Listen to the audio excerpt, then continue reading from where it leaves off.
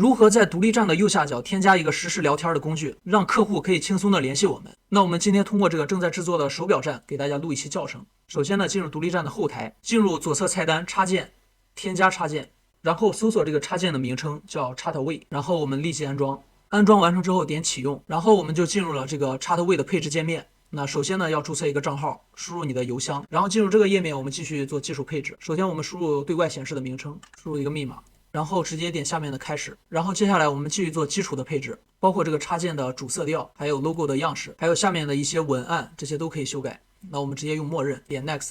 然后这边呢，就是添加一些自动回复的一些 FAQ， 比如什么时候发货，用什么物流，那这个可以添加一些固定的答案。那我们就直接点下一步。那在这儿呢，可以添加一些联系人的表单，也就是说客户可以输入一些信息，然后提交给我们的网站后台。那比如一些 email、电话、名称这样的，然后我们可以用来去收集客户的信息。点下一步。那在这一步呢，可以添加一些其他的聊天方式，也就是在我们离线的时候，客户也可以找到我们。继续点下一步。在最后一步呢，可以添加一些小工具，比如聊天完成之后的反馈、好评之类的，那可能是需要一些会员功能，那我们直接点下一步。那这一步问我们需不需要这个翻译功能，我们直接跳过，继续点下一步。那到这一步呢，就是一个收费的页面，它是$9一个月，那我们可以先用这个收费版的。那全部配置完成之后呢，就可以在这个后台的菜单里边看到这个 Chartway， 在这儿呢，我们就可以接收客户的消息，实时的回复客户消息。那我们进入前台看一下，那进入前台之后呢，这个右下角就出现我们这个配置好的聊天按钮，那我们点开，我们可以发一条信息。